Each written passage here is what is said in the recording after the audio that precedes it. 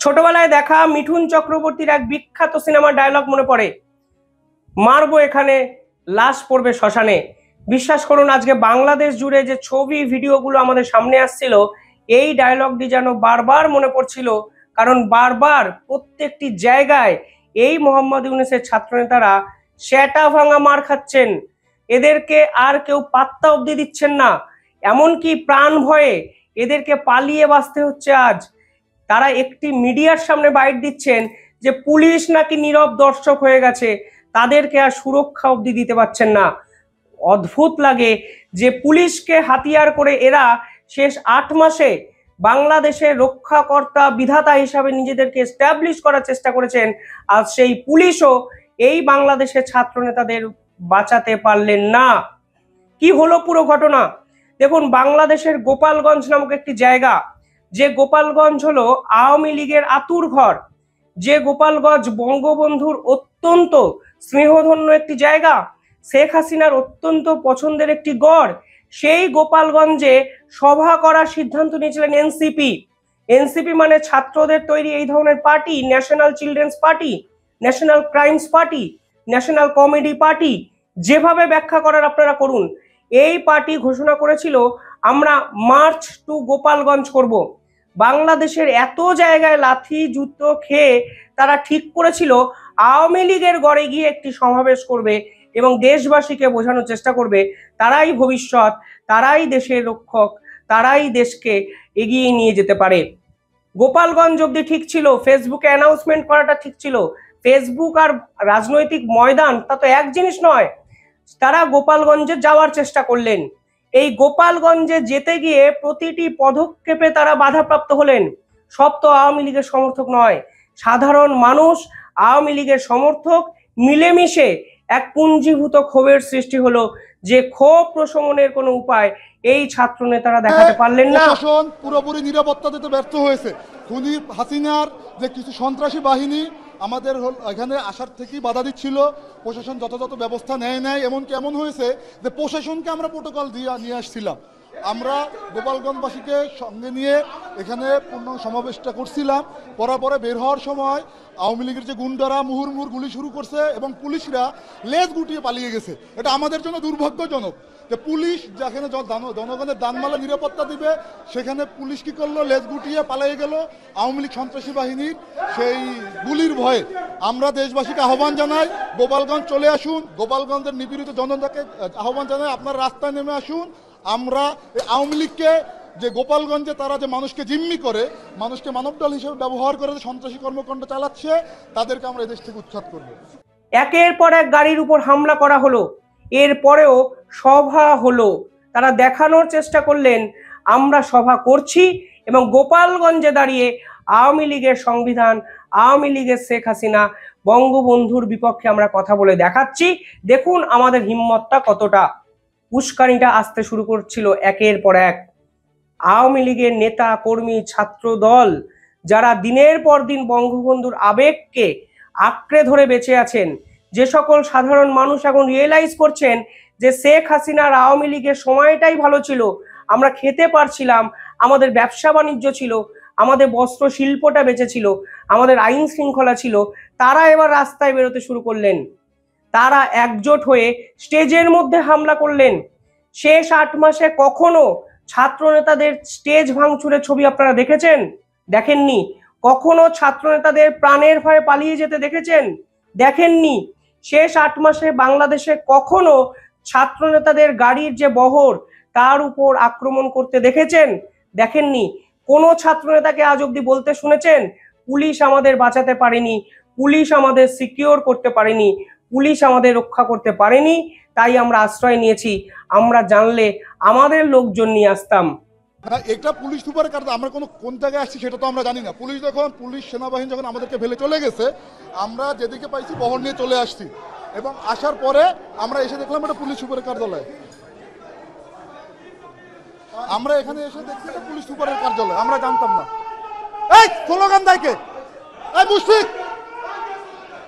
এটাই আসার পরে আমরা জানতে পারলাম পুলিশ সুপারের কার্যালয়, কিন্তু আমরা মূলত চলে আসছি এখানে একটা এক্সিট আমরা পেয়েছিলাম সেই জায়গা থেকে। আসলে এই ছাত্রনেতারা বুঝতে শুরু করেছেন, তাদের বিরুদ্ধে ক্ষোভের বশবর্তী হয়ে সাধারণ মানুষ রাস্তায় নামতে শুরু করে দিয়েছেন। ঠিক দুদিন আগে একটি ভিডিও করেছিলাম, গণধোলাই খেতে খেতে বেঁচেছিলেন নাহিদ, সেইখানেও একই জিনিস দেখা গেছিল। ছাত্রদের দুটো দল নিজেদের মধ্যে লড়াইয়ে জড়িয়ে পড়েছে, যার ফলে নাহিদদের উপর আক্রমণ ভেসে আসছিল।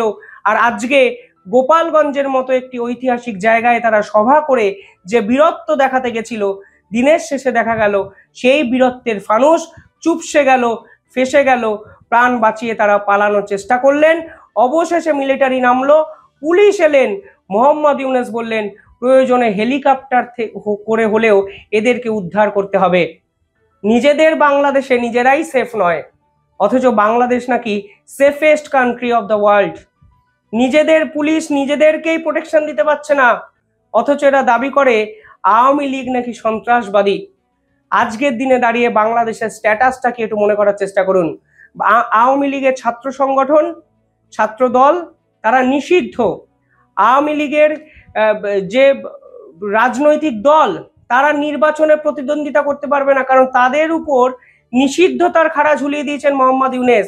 অথচ মাঠে ময়দানে আওয়ামী লীগ আজকে রাস্তায় নামলেন, একের পর এক চেয়ার গাড়ি ভাঙচুর হলো, ছাত্র নেতাদের বুঝিয়ে দেওয়া হলো তাদের আসল অকাতটা কি।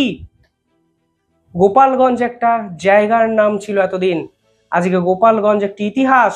আপনারা মিলিয়ে নেবেন, এই গোপালগঞ্জ থেকে মোহাম্মদ ইউনূসের বিদায় ঘন্টাটা বাজতে শুরু হলো।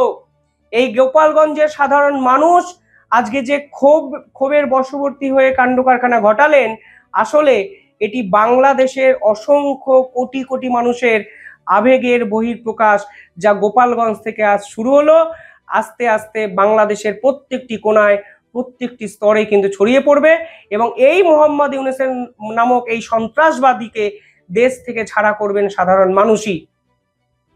শুধু তাই নয়, আজকে জেলখানার ভিতরে আক্রমণ চালানো হলো, একের পর এক কারাগার থেকে বন্দি নাকি পালিয়ে গেছেন, পুলিশ ভীত সন্ত্রস্ত। ঠিক 8 মাস আগে, 10 মাস আগে এই ছবিগুলো ভাবার চেষ্টা করুন। একের পর এক কারাগার থেকে বন্দি পালিয়ে গেছে, পুলিশ নেই, রাস্তা ফাঁকা। আজ গোপালগঞ্জেও ঠিক একই ছবি দেখা গেল, যেখানে পুলিশ নেই, রাস্তা ফাঁকা। পুলিশ ক্যামেরার সামনে বাইট দিয়ে বলছেন আমরা তো সরকারি কর্মচারী, আমাদের ক্ষমতা নেই, আমাদের সংখ্যায় কম, সাধারণ মানুষ আমাদের উপর আক্রমণ করেছে। ঠিক এইভাবেই ইতিহাস বদলায়। আজ গোপালগঞ্জ ইতিহাস বদলে দেখিয়ে দিল, যে ইতিহাসে এই নাহিদ, এই সারজিৎ, এই হাসনাতরা থাকবেন না, যে ইতিহাসে বঙ্গবন্ধু থাকবে, বঙ্গবন্ধুর সঙ্গে ভারতের সম্পর্ক থাকবে, শেখ হাসিনা থাকবেন, একে অপরের পারস্পরিক মেলবন্ধন থাকবেন। কারণ এই ইতিহাস বইয়ের পাতায় নয়, শুধু মানুষের মনে কিন্তু আছে।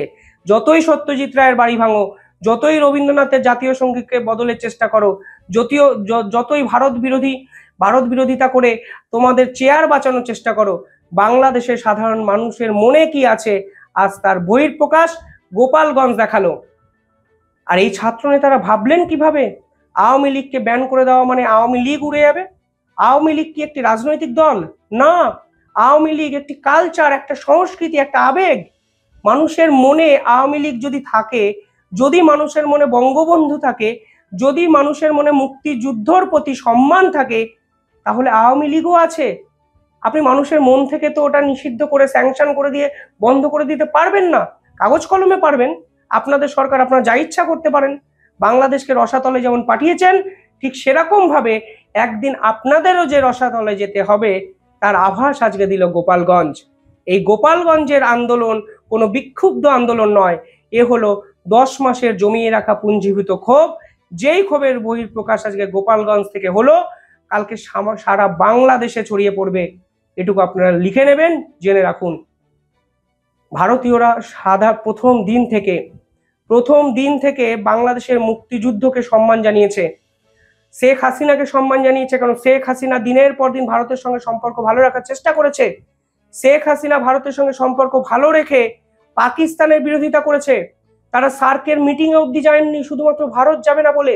আজকে সেই মুক্তিযুদ্ধকে আপনারা ছোট করেছেন, ভারতীয় সেনাবাহিনীর এই যে লড়াই, সেটাকে আপনারা ছোট করেছেন শুধুমাত্র ভারত বিদ্বেষী হতে হবে বলে, মানুষের আবেগকে কাজে লাগাতে হবে বলে। আর আজকে দেখুন, শেষ 10 মাসে আবেগ 180 ডিগ্রি ঘুরে গেল। অকাত্তা বোঝানো হলো ছাত্র নেতাদের। গোপালগঞ্জ এক প্রতিবাদের নাম, ইতিহাস গড়ল গোপালগঞ্জ। এই লড়াইকে আমার মতো অনেকেই হয়তো সেলাম জানাবেন, স্যালুট করবেন। কিভাবে দেখছেন আপনারা পুরো বিষয়টি কমেন্টে জানান।